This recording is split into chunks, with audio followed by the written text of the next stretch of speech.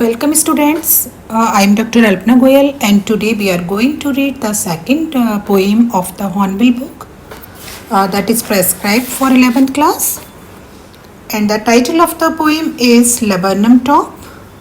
It is composed by Ted Hughes. Now we discuss the title. The laburnum is the name of a tree. It is a short tree with hanging branches of yellow flowers and poisonous seeds. लिबर्नम को हिंदी में अमलतास भी कहते हैं, अमलतास के पेड़ के नाम से जानते हैं और ये पेड़ बहुत ही कॉमन है, आपको आसपास ये देखने को मिल जाएगा।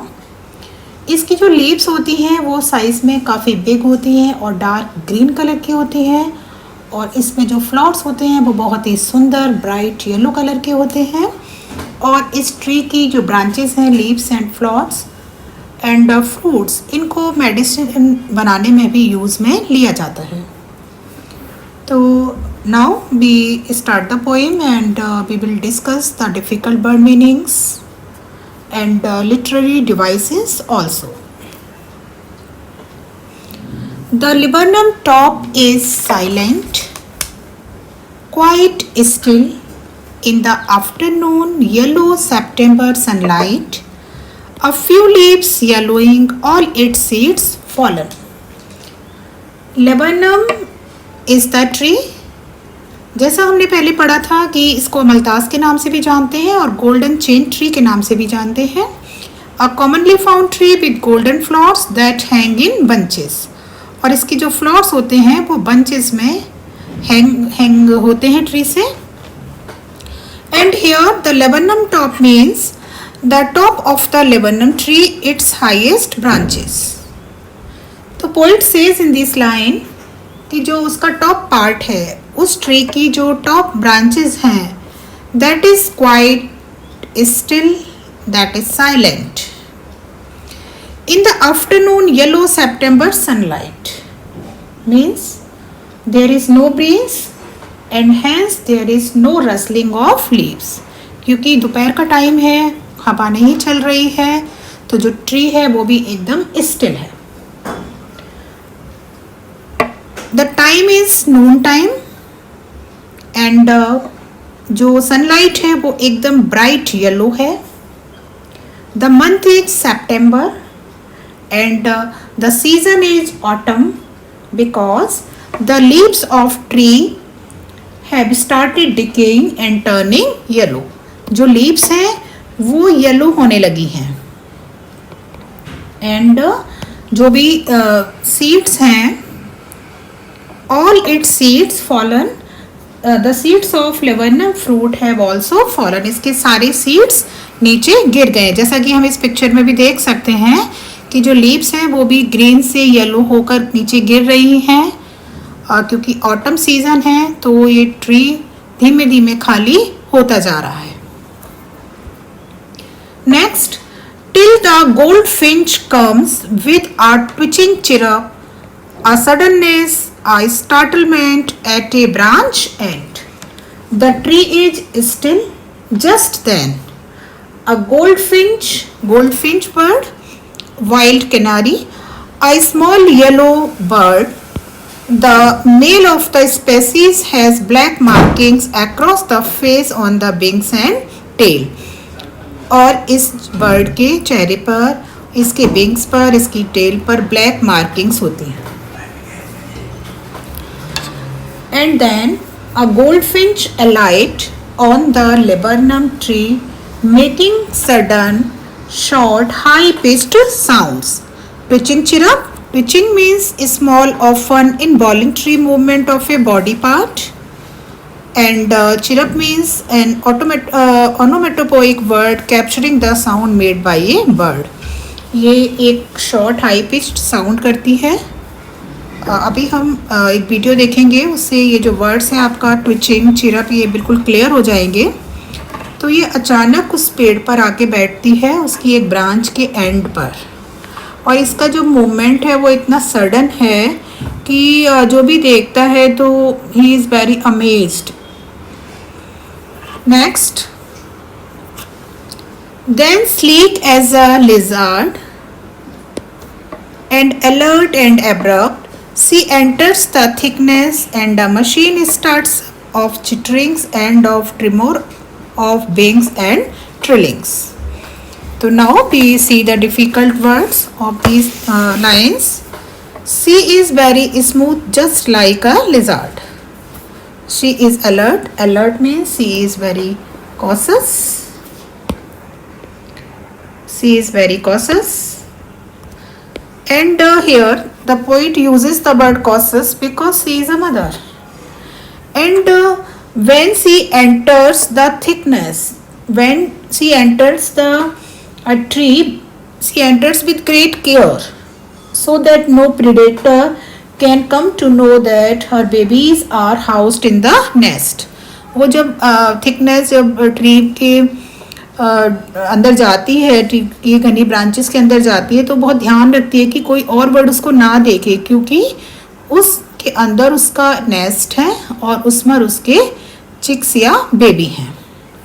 तो we can see in this line कि bird while being rapid, alert and precautions like a lizard sits on the branches of the tree.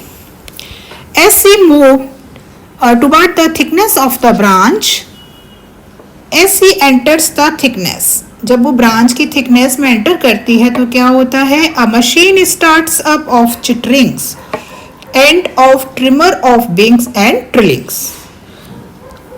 Chitterings means chirrup and trimmer of wings, birds के wings में होने वाला एक vibration, vibration of the wings,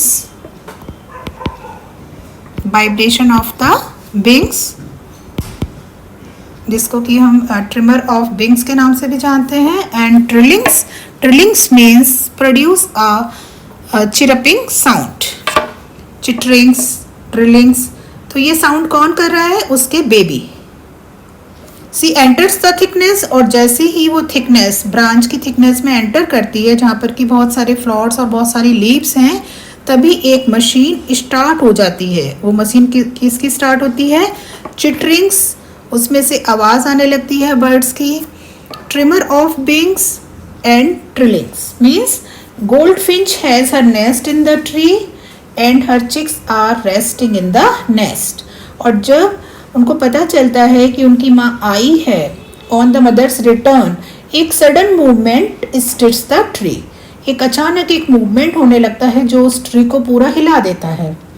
her little ones are excited, उसके जो babies हैं वो बहुत ज़्यादा एक्साइटेड हो जाते हैं और वो क्या करने लगते हैं? एंड स्टार्ट चिरपिंग, और वो चिटरिंग्स और ट्रिलिंग्स इसकी आवाज़ निकालने लगते हैं और उनके विंग्स में एक बहुत जल्दी तेज़ी से वाइब्रेशंस होने लगते हैं. तो ये जो बर्ड्स हैं, चिटरिंग्स, trillings and trimmer of wings, इनको अच्छी तरह से समझने के लिए हम एक वीडियो देखते हैं.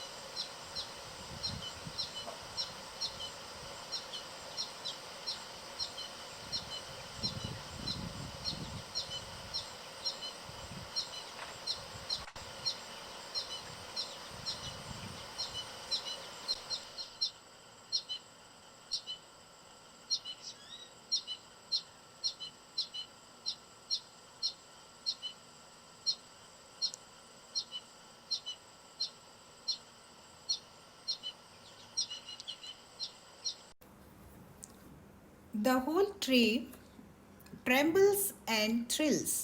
It is the engine of her family. तो जब गोल्ड फिंच अपने बेबीज से मिलती है और बेबीज़ बहुत सारी आवाज़ें निकालते हैं, अपने विंग्स को फ्लटर करते हैं, तो जो ट्री है वो ट्रेम्बल होने लगता है and thrills and it feels excitement. It is the engine of her family. तो इन अर्लियर लाइन्स हमने देखा था कि जो गोल्ड फिंच की फैमिली है उसको कंपेयर किया गया है मशीन से.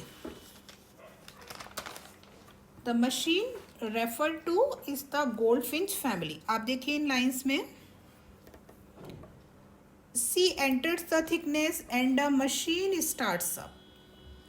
तो ये जो मशीन है वो क्या है, गोल्ड फिंच की फैमिली है. और इस मशीन का जो इंजन है, it is the engine of our family. ये जो ट्री है, लेबनम ट्री, जिस पर उसने अपना नेस्ट बनाया है, तो ये ट्री इस मशीन का क्या है, इंजन है, इसका मेन पार्ट है. It is the engine of our family. यहाँ पर पोइट ने मेटाफर का यूज़ किया है और इस ट्री को इंजन बताया है, क्योंकि this tree helps the bird and its family to flourish and it has given the bird shelter. यहाँ पर उसकी फैमिली को, गोल्ड फिंच को, शेल्टर मिला है. And it also provides food in the form of SAP and birds. और इसमें जो ट्री में जो सैप निकलता है, एक तरह का लिक्विड निकलता है, या इसकी जो बर्ड्स हैं, तो वो भी इनका, जो बर्ड्स हैं, इनके लिए फूड का काम करती हैं. तो वी कैन सी कि जो ट्री है उसने बर्ड को और उसकी फैमिली को शेल्टर प्रोवाइड किया है, air shelter as well as food. So यहाँ पर जो ट्री है उसको कंपेयर किया गया है इंजन से. जैसे कि एक मशीन का इम्पॉर्टेंट पार्ट इंजन होता है, इसी तरह से गोल्डफिंच की फैमिली का भी एक इम्पॉर्टेंट पार्ट ये ट्री है. She stokes it full, then flirts out to a branch end, showing her bird face identity mask.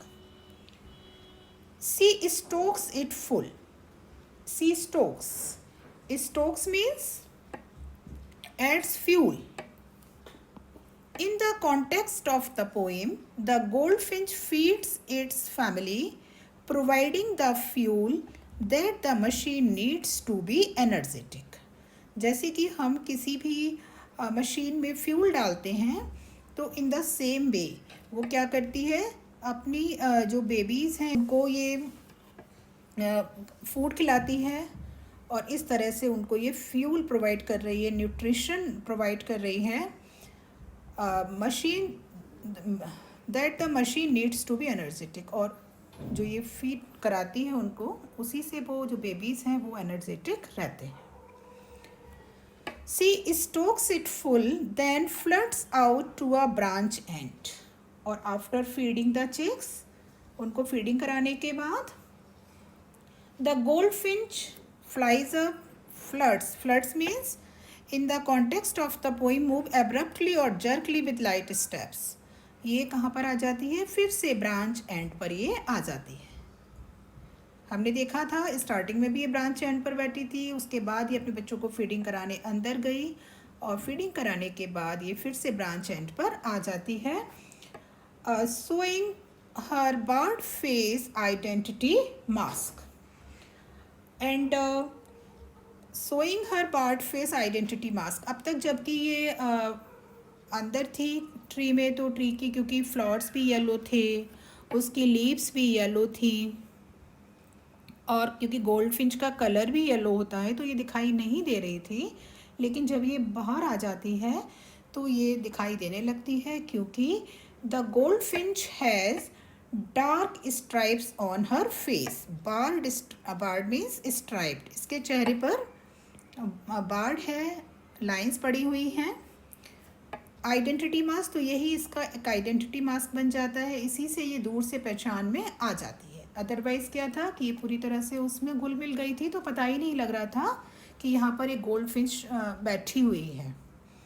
The gold finch has dark stripes on her face. This is like a mask which identifies the bird as it comes out of the thickness of the branches of the tree.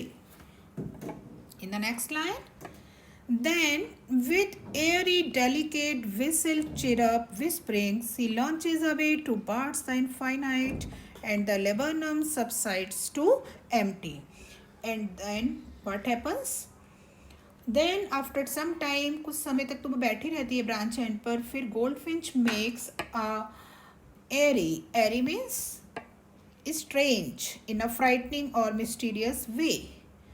एक strange सी आवाज़ निकालती है, soft whistle सीटी जैसी, chirp whisperings, and she launches away. Launches means flies. She flies away towards the infinite. Infinite means sky. और फिर after some time the goldfinch makes a strange short high pitched sound and then she flies away towards the infinite sky and the laburnum subsides to empty. Subsides means returns, reduces in intensity. The laburnum tree becomes silent again. और फिर से वो क्या हो जाता है, एकदम से साइलेंट हो जाता है जैसा कि वो स्टार्टिंग में था. The tree becomes silent again after the departure of the goldfinch, and everything seems to be same as it was before the arrival of the goldfinch. Now we come to the end of the poem, and the main purpose of this poem is to highlight the importance of relationships between different species in nature. इसमें poet क्या दिखाना चाहता है कि जो nature है उसमें जो अलग अलग लोग हैं तो वो किस तरह से एक दूसरे के लिए ज़रूरी हैं. In this lines we have seen कि जो ट्री है वो बर्ड को शेल्टर प्रोवाइड कर रहा है, फूड प्रोवाइड कर रहा है, और जो बर्ड है वो क्या कर रही है, वो उसकी वजह से ही the tree becomes live, active, it feels excitement. तो means the relationship is mutual. And now we discuss poetic devices that are used in this poem.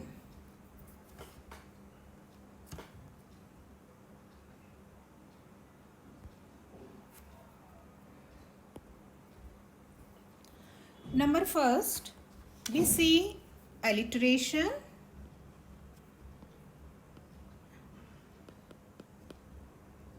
Alliteration. The laburnum top is silent, quite still. In the afternoon, yellow September sunlight. Alliteration we find in these words because both words start with sa sound. September sunlight. And next,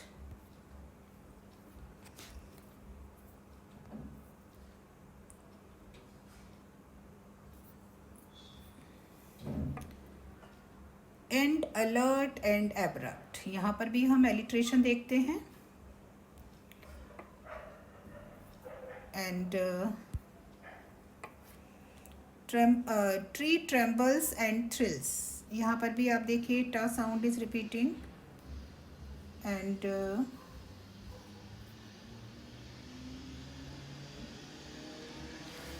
next we see the figure of speech. Simile. Then sleek as a lizard. जैसा कि सिमली में हम किसी भी दो चीज़ों में comparison करते हैं तो यहाँ पर क्या है, गोल्ड फिंच बर्ड को कंपेयर किया गया है लिजार्ड से. तो यहाँ पर क्या है, figure of speech simile. Next we see figure of speech metaphor. Metaphor in this line, it is the engine of our family. Here the poet has compared the tree to engine. कि जो tree है वो उस goldfinch family के लिए एक engine का काम करता है. तो here figure of speech is metaphor. And we can see the figure of speech onomatopoeia. Onomatopoeia in many words, जैसे chirp, onomatopoeia, and twitching chirp here, यहाँ पर भी onomatopoeia है। उसके बाद आप देखिए ट्रिलिंग्स, यहाँ पर भी onomatopoeia, chitterings, onomatopoeia। Next we come, yes, here we see the figure of speech personification. Personification is a figure of speech in which inanimate objects are treated just like animate objects, living beings। तो यहाँ पर आप देखिए tree को personify किया गया है कि the whole tree trembles and thrills, कि जो पेड़ है वो ट्रेम्बल करता है और वो भी एक्साइटमेंट फील करता है, जबकि जो एक्साइटमेंट फील करने वाली चीज़ें ये केवल ह्यूमन बींग्स कर सकते हैं। तो यहाँ पर क्या किया है, पोइट ने ट्री को पर्सोनीफाई कर दिया है। Now we come to the end of the poem. I think you would have enjoyed the poem and आपको ये poem बहुत अच्छे से समझ में भी आ गई होगी। Okay, thanks for watching the video.